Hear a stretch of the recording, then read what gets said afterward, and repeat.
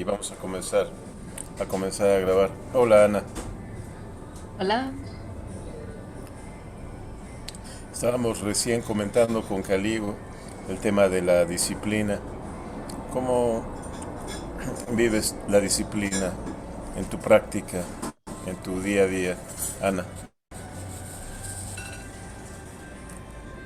Creo que ponerle el término de disciplina sí me hace sentir cierto peso, pero que hay cosas en las que soy constante y lo hago con gusto, con placer, pues, y como que lo que sé que tengo que hacer de entrada ya me genera, bueno, como las faenas domésticas o los deberes de la sociedad, no sé, y cosas que disfruto lo hago disciplinadamente, entonces pues procuro hallarle el gozo a lo que veo como deber y, y no sé, abrir como espacios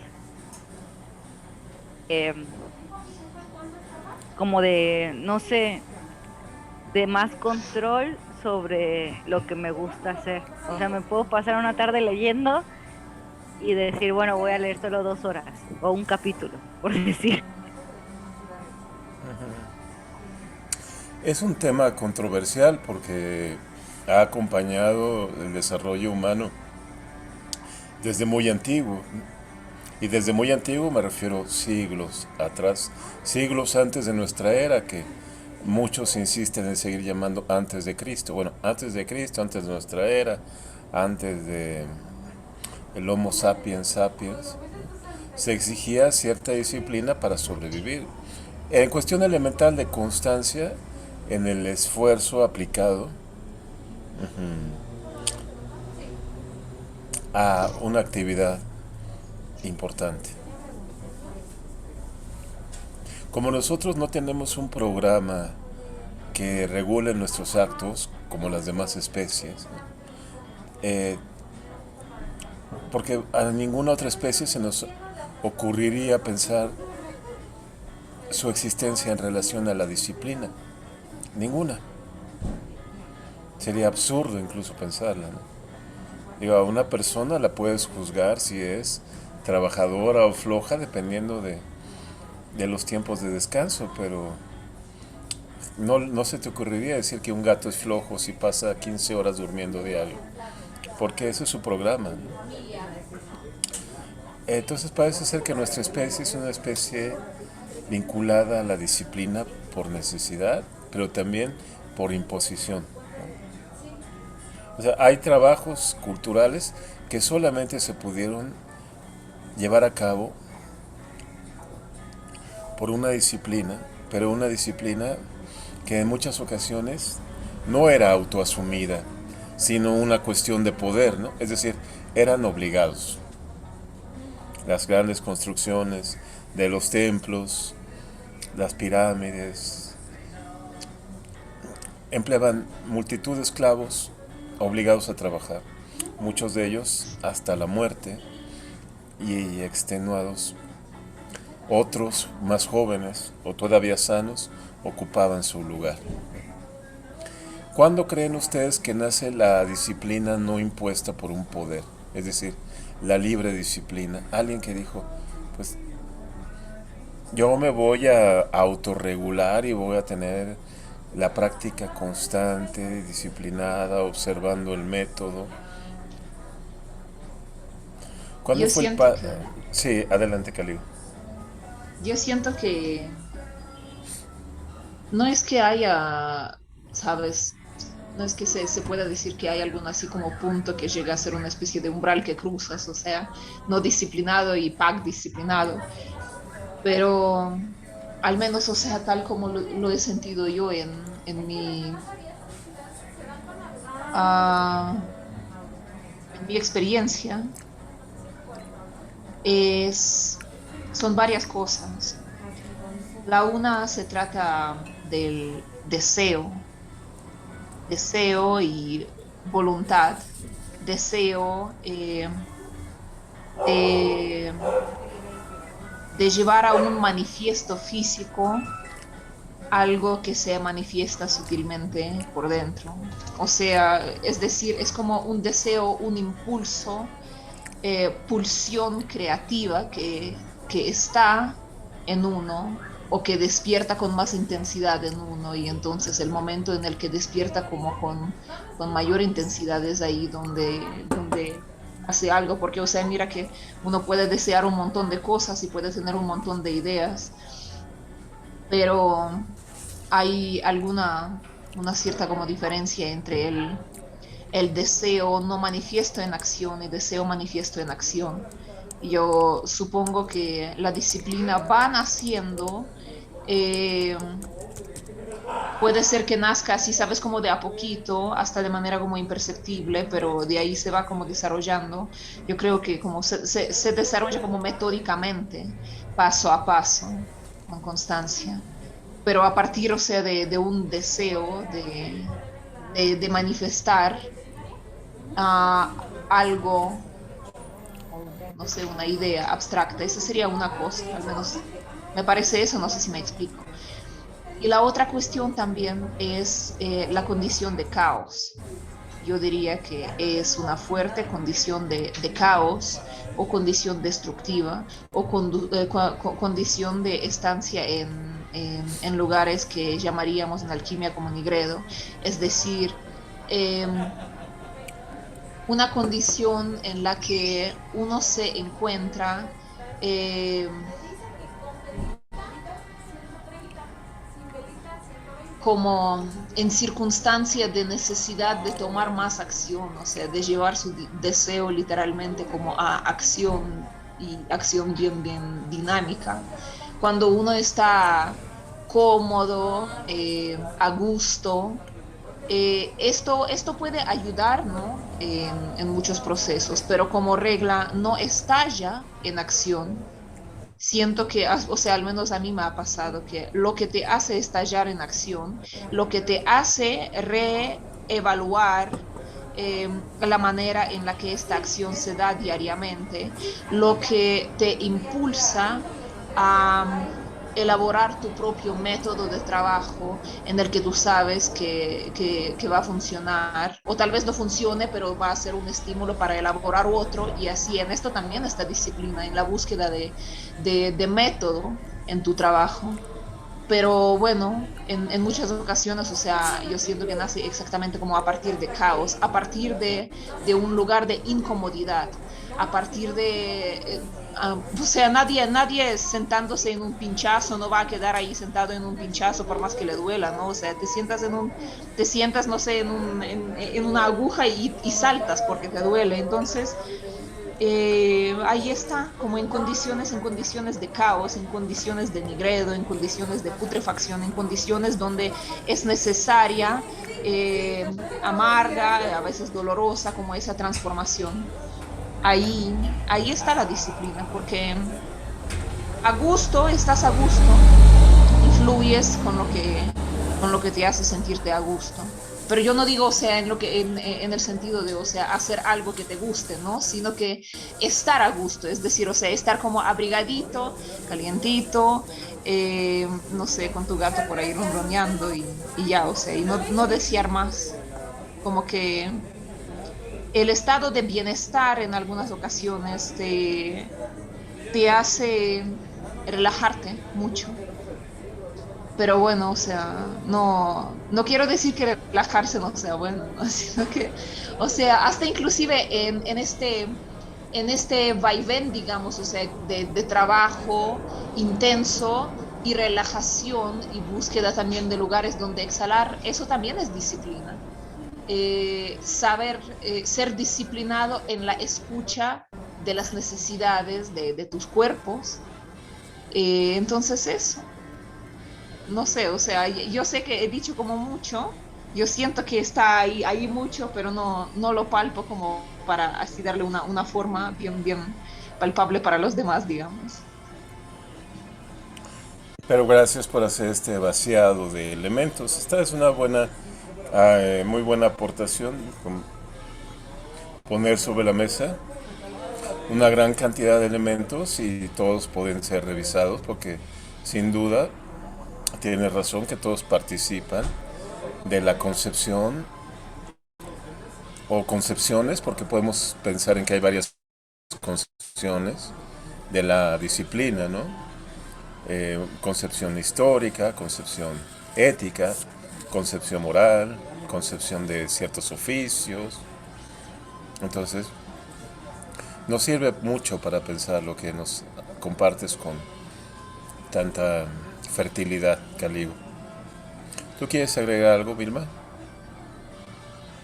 Yo justo en estos días me salió así una imagen algorítmica que el toque de tus cadenas sigue siendo libre. Entonces me gustó mucho porque creo que va justo como de disciplina el método, el hecho de uno poder escoger lo que hace y decidir comprometerse con eso y que no sea impuesto, creo que es lo que resuelve la pregunta que dice el profe, ¿no? ¿Cuándo verdaderamente nos autodisciplinamos?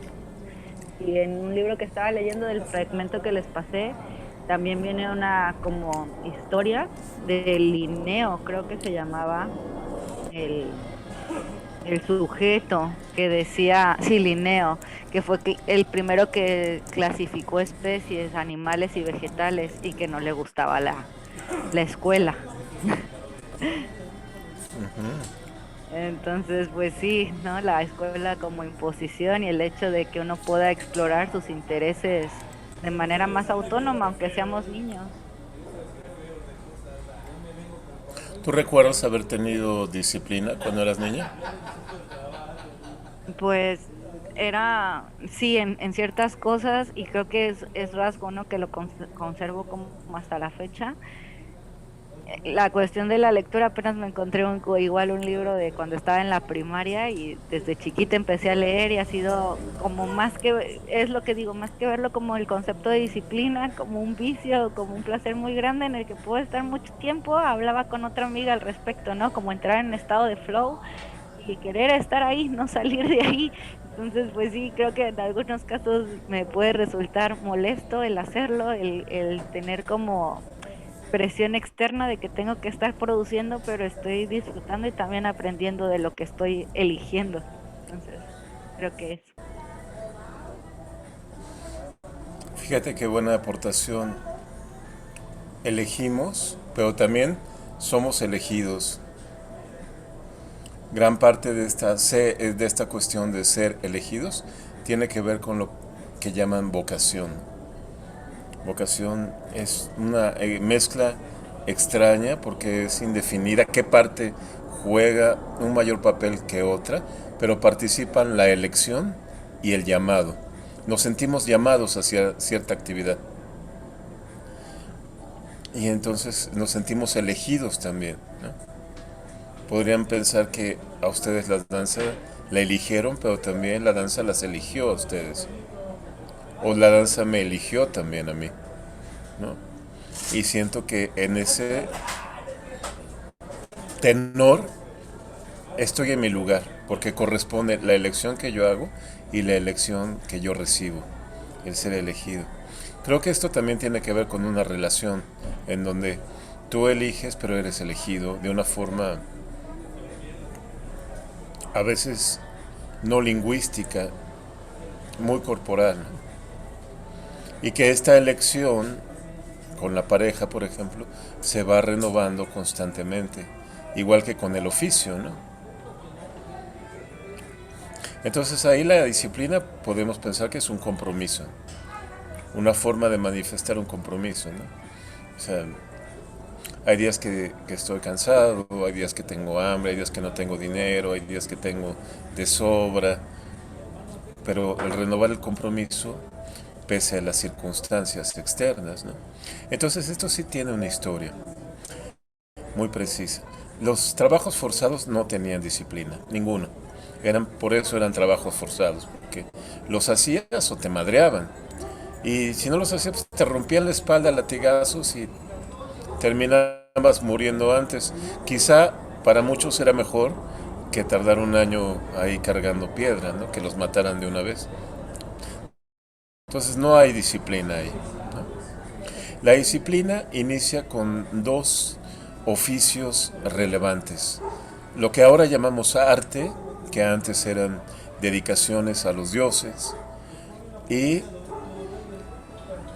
la guerra, ¿no? Las dedicaciones a los dioses se comienzan a estructurar en el chamanismo, como ustedes saben, ¿no? Es decir, empieza un antiguo oficio de construir puentes, de puentes sin materia, puentes energéticos, entre el estado de la condición humana con los animales y con los dioses y con las fuerzas en donde están los reinos animales y dioses. Los chamanes se comienzan a preparar. Al principio parece ser que jugaba gran parte el ensayo y error, ¿no? Muchos morían probando plantas, probando bayas, probando prácticas, ¿no?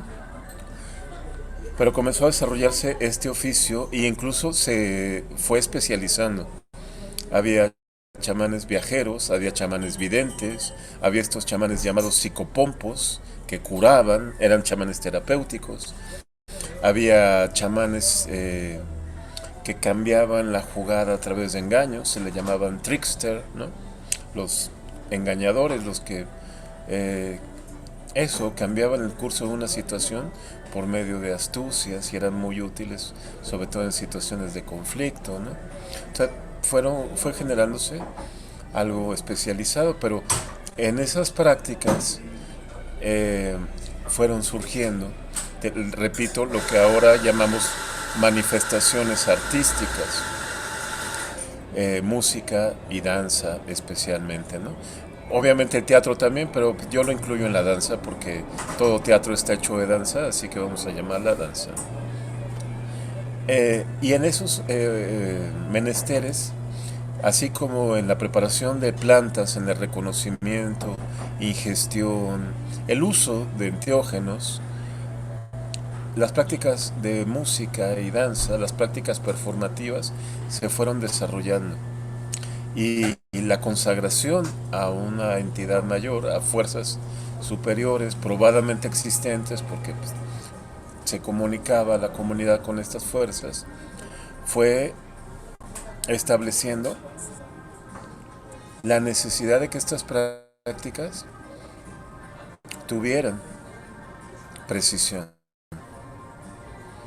tuvieran un grado cada vez más extremo de precisión, y eso exigía que el oficio se volviese más preciso, hasta tal grado que alcanzó una medida que con la palabra exacta podríamos llamar de sofisticación. Antiguas danzas rituales, así como pinturas y música, devinieron prácticas extremadamente sofisticadas, es decir, de una condición técnica muy grande. Y eso se tenía que transmitir, ¿no? Sí, y era progresivamente aumentando en calidad. Entonces surgió una práctica de enseñanza muy importante ahí. La palabra disciplina tiene que ver con enseñanza. Esa está en la raíz etimológica. Entonces, ¿qué se enseñaba? No solo se enseñaban ejecuciones técnicas, se enseñaba la disciplina necesaria para estar a la altura del oficio. No era algo que podían tomar a la ligera. Quien se consagraba al camino de ser pintor, en Mesoamérica le llamaban tlacuilos a los pintores especializados en narrar los mitos en las paredes por medio de iconografías. A los músicos, pues no cualquiera, no había diletantismo, no había improvisación ahí. Vilma, ¿ahorita me escuchas mejor? Lo quitaste porque me Y no sé escuchabas. si se me traba, como que te oigo por palabras cortadas, por sílabas, y se oye mucho ruido de fondo. No sé si está en tu caso, si tengo alguna ventana abierta. No, te iba a preguntar si habías quitado la cámara porque me escuchabas cortado porque te estabas durmiendo. No, aquí estoy, pero sí te me cortaba. Bien, entonces tenemos ahí, con el nacimiento de estos oficios nace la cuestión de la enseñanza y se transmitía la enseñanza no como una mera ejecución técnica, sino como la fidelidad al compromiso que se tenía que tener con el oficio, ¿no? No iba vas a ofrendar a los dioses algo de mala calidad. Ahí, con esta cuestión de la enseñanza como disciplina, nace una cuestión de calidad, ¿no? Eran ejecuciones exquisitamente preparadas. Pues es una ofrenda. No es, vamos a hacer lo primero que se nos ocurra, a ver qué tal nos sale, ¿no? Era una ofrenda. El arte sacro tiene la impronta de una ofrenda, ¿no? ¿Y qué es una ofrenda? Es dar lo mejor que tienes en ese momento. Entonces lo mejor que haces requiere que tengas esa disciplina que, repito, en un principio es enseñanza, pero es transmisión de los valores que implica esa técnica, ¿no? Pues estas consideraciones pues están muy detalladas en uno de los libros más preciosos que tenemos dentro de la tradición de la performance, que es un libro que ya conocemos, y si no lo tienes, Ana, dímelo ahorita para pasártelo. Es este libro que se llama Enseñanzas a la Dakini, que es Sí, una en otro mezcla curso los ha mandado. que es una mezcla de filosofía, de poesía, de religión y de enseñanzas para abrirte camino en un proceso espiritual, porque si tomamos en cuenta que quien danzaba se ofrendaba al Dios, pues tenía que hacerse un alma preciosa, ¿no? Es un alma en grado elevado, ¿no? Entonces no podías ofrendar cualquier cuerpo, se tenía que ser un cuerpo muy trabajado en varios aspectos de la espiritualidad. Ahí está un camino precioso de la disciplina para mí. ¿Tú conoces bien ese libro, Caligo? ¿Quieres comentarnos algo de lo que estoy ahí diciendo al respecto de ese libro?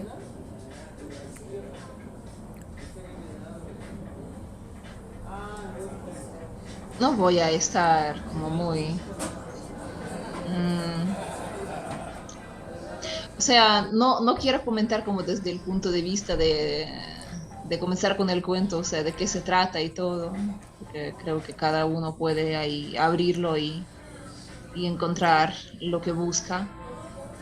Lo que sí voy a decir es que es de estas lecturas que literalmente no es una lectura y no es el simple hecho de leer lo que contiene, aún así lo hagas de manera disciplinada. Eh, es de estos libros que se viven. Tú tienes que literalmente no aprender de esto, sino aprender. Y es ahí donde surgen los descubrimientos. O sea, no basta con el hecho del simple saber cómo es esta cuestión específicamente en esta tradición de las jandros, ¿no? Jandros o dakinis. Eh, Eso, o sea, no es suficiente simplemente saber, sino es menester llevarlo a la acción, transformarlo en una especie de energía. Eso, básicamente. Como es una tradición sumamente compleja en muchas cuestiones. Y, y es eso, o sea, he tenido muchísimos contenidos antes que tenían que ver con esta tradición. Sigo, de hecho, o sea, teniendo como carpetas repletas porque era como puro interés que tenía yo ahí. Eh, pero sí, o sea, a medida que iba ahí avanzando en el trabajo con materiales del simple como saber acerca de esta tradición, me percataba que no, o sea, que es una especie de enredo en el que te llevas, o sea, si es que lo ves solo desde el punto como de vista de saberlo como material, digamos, o sea, teórico.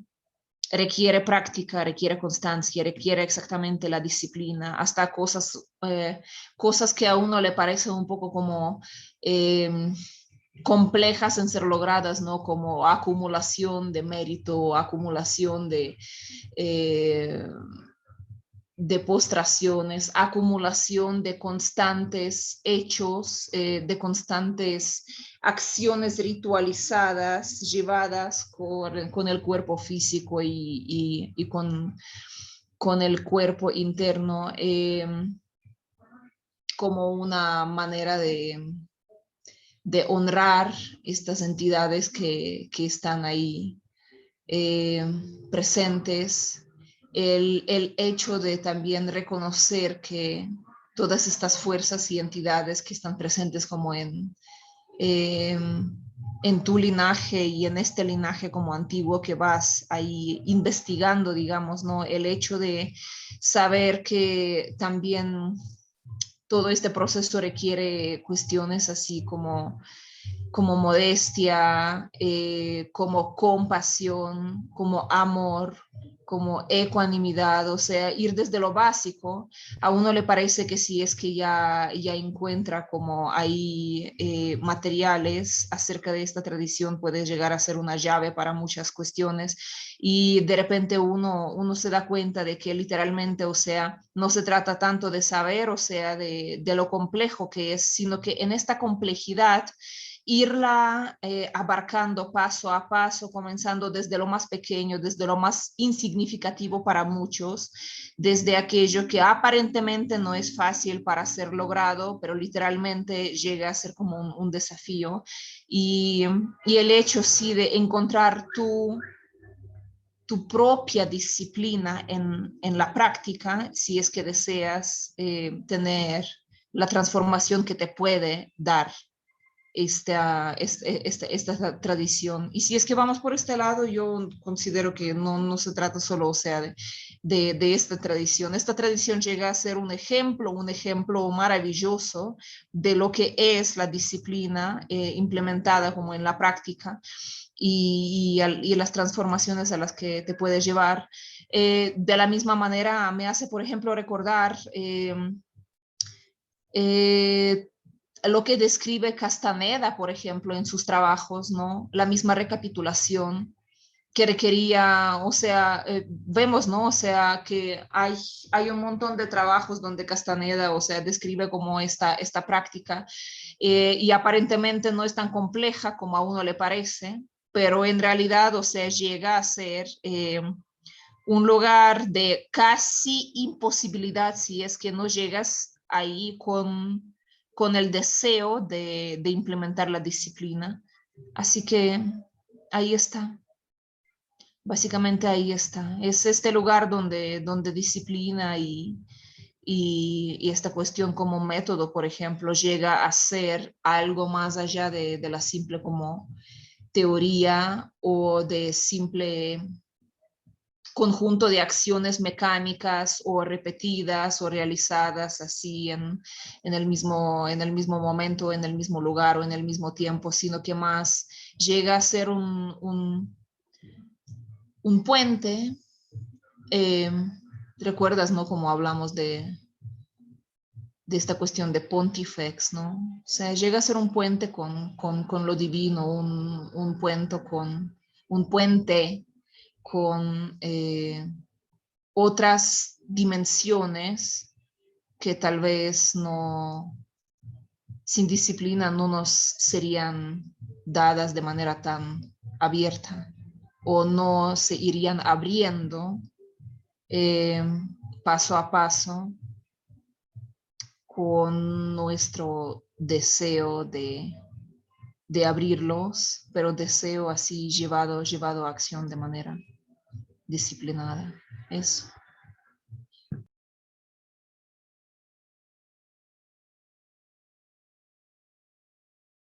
Tu micrófono, Emilio.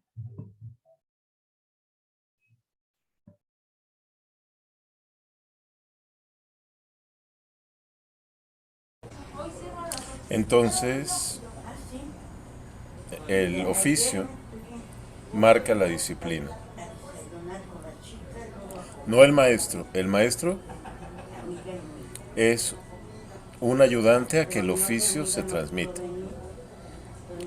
En la India, el guru quiere decir quien disipa las sombras, no quien da la enseñanza. La enseñanza ya está y el discípulo debe recibir la enseñanza. El maestro está para disipar las dudas, los tropiezos, ayudar a salir de ellos, pero la enseñanza la marca el oficio. El oficio no se puede hacer a medias, requiere hacerse con maestría. Entonces, además de la calidad en las acciones, está la maestría en dominar el oficio. Se tiene que ser maestro del oficio. Esto en la Edad Media era muy claro en el concepto de taller. Los oficios se transmitían en el sistema de taller, donde los maestros principales solamente revisaban de cuando en cuando. Había una serie de maestros menores o capataces, o técnicos, ayudantes, todo un sistema categorizado dependiendo del dominio en el oficio hasta llegar a los aprendices, ¿no? Nadie podía pasar por un maestro si no dominaba el oficio. Eso era impensable, la charlatanería, ¿no?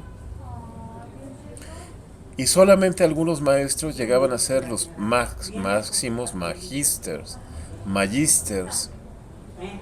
grandes maestros. Había diferentes rangos. Solamente algunos podían alcanzar la maestría total del oficio, pero se sabía que era un camino.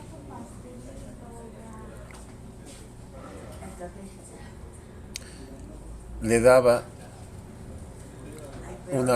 un sentido total, una orden a la vida. Otro campo en donde la disciplina se desarrolló con gran fuerza fue en lo militar, por supuesto, ¿no? Esto está relacionado con la muerte directamente, ¿no? Las tradiciones del arte de la guerra son tradiciones vinculadas a aprender a morir en vida para poder alcanzar la maestría en el oficio de la guerra. Entonces primero habría que matar al yo de la vida, especialmente el yo displicente, o sea, el yo flojo, el yo huevón, el yo desobediente, ¿no? Muertos. Uno de los primeros yos en morir es el yo soberbio, ¿no? Las artes de la guerra, todas vamos a encontrar que parten de la humildad del guerrero. O sea, la soberbia no cabe. Un guerrero soberbio es un guerrero que matan inmediatamente, no sirve para pelear. Alguien que se sienta el peleador máximo en la guerra es el primero que va a morir, ¿no? Entonces, las enseñanzas de la guerra han sido, primero que nada, enseñanzas de humildad, y digo después de despojamiento, ¿no? De despojamiento de aquellas cuestiones que debilitan al yo. Ya sé que hay formaciones muy extremas, ¿no?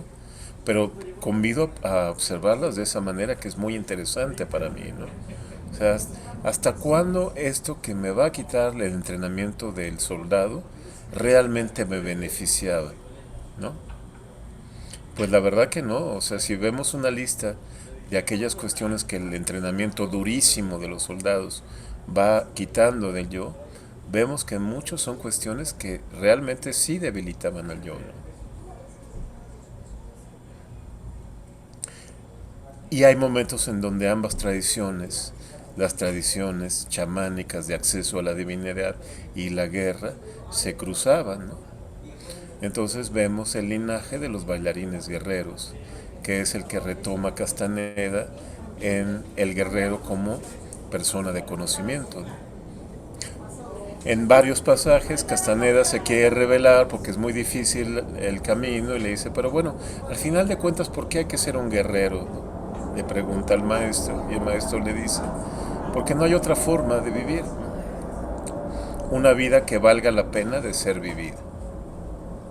Una enseñanza hasta cierto punto enigmática, porque ¿qué quiere decir con que no hay una forma de vivir otra vida que valga la pena de ser vivida? Quiere decir que el cuerpo puede dar más de lo que es automatizadamente, que sin una disciplina estaremos viviendo la vida en un sueño flojo, de cosas que me gustan o no me gustan, y en un yo-yo, en un péndulo de lamentaciones y gozos efímeros. Uy, hoy me lamento y de repente nada más busco una ocasión de gozo y la vida vuelve a ser bella, hasta que se apaga el gozo y vuelve el lamento. Eso es todo, ¿no? Y nos apagaremos como polvo en el polvo. Esa vida no vale nada. El maestro Gurdjieff decía algo brutal al respecto. Decía, no hay alma. Así las personas como están, usted como está, no tiene alma. En absoluto, es una ilusión. Cuando muera, va a morir como si muriera un perro. Por ahí hasta un perro tiene más alma. Pero puede hacerse un alma. Eso sí. Si trabaja para ello, ¿no? Y entonces empezaba en el camino de Gurdjieff un trabajo que exigía una disciplina absoluta.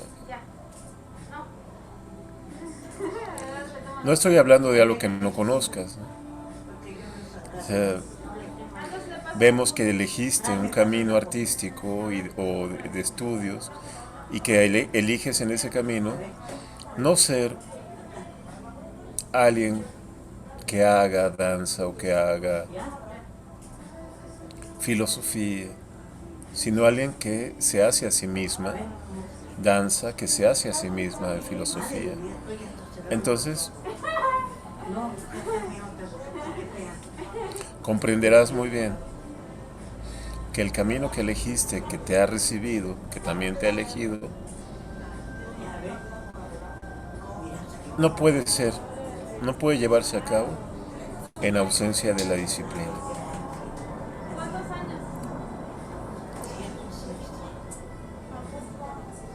Eso toma toda la vida y las circunstancias que hay y los retos que hay. Uno de los primeros retos es el reto económico. ¿Por qué? Primero hay que sacar la cuestión de la vivienda y la comida y cosas básicas. Y después también a la par hay que estar en el oficio. Eso involucra también la cuestión de la disciplina. La cuestión de que seamos madres y padres en este camino es otro agregado que también se suma a la cuestión del dinero.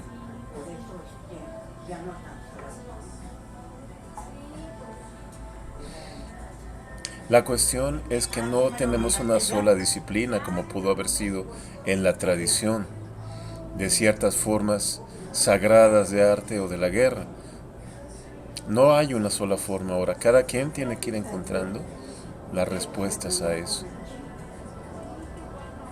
Es decir, cada quien tiene que irse forjando una disciplina que le permita ir en pos del alma o en pos de la maestría del camino.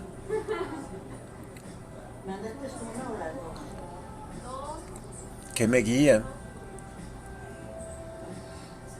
que me da una orientación, un norte para saber si la disciplina está bien o no, porque no basta con hacer ciertas cosas en cierto tiempo y hacerlas lo mejor posible, ¿no?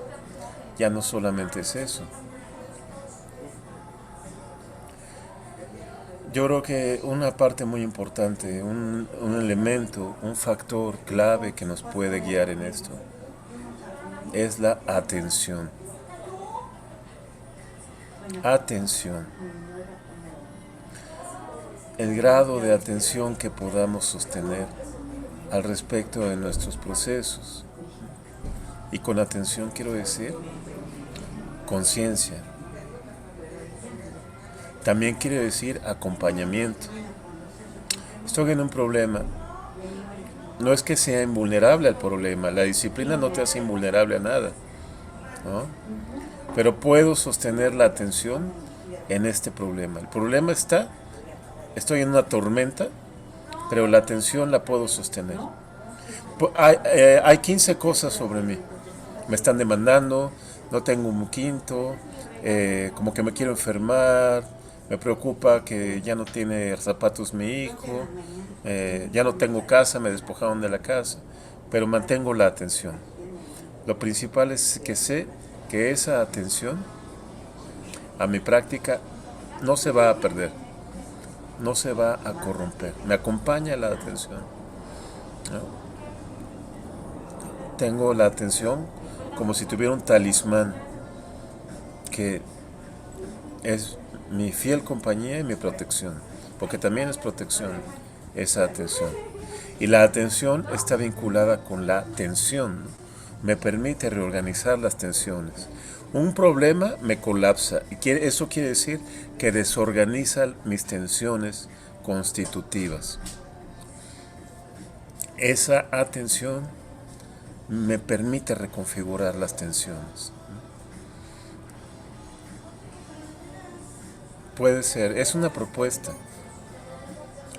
para analizar, para trabajar con bibliografía. Ahora hay toda una corriente que habla de mindfulness como la atención total, algo que incluso para los maestros sagrados de la antigüedad, para los llamados tesoros vivientes, pues muy pocos se atreverían a hablar de la atención total, ¿no? Ese es un atrevimiento comercial de esta época. Para los grandes maestros de la antigüedad, la atención total solamente podría tenerla un Buda. Es muy pretencioso eso de mindfulness. Yo hablo de una cuestión práctica, ¿no? Tengo un pedísimo y tengo que ser fiel al entrenamiento, mi oficio, ¿no? El escribir para mí ha sido ese faro, ese talismán que aún en las situaciones más tremendas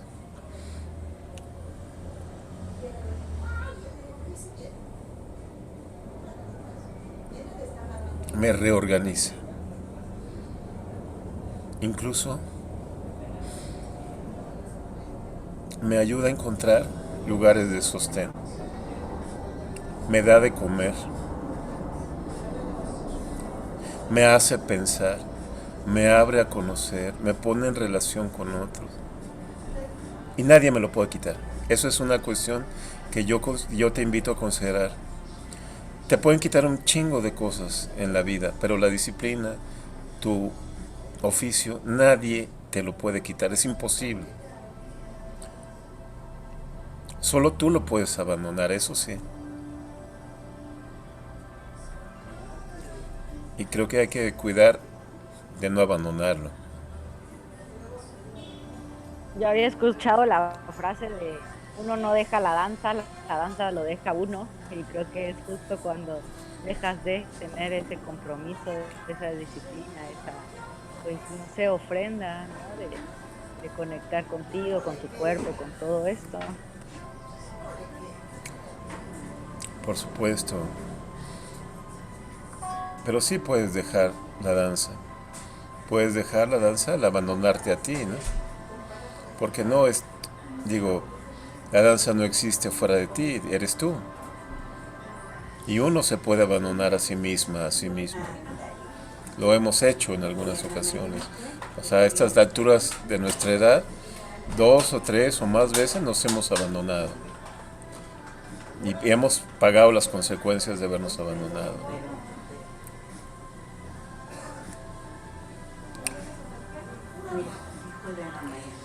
Quizá cualquier camino pueda servir, pero la atención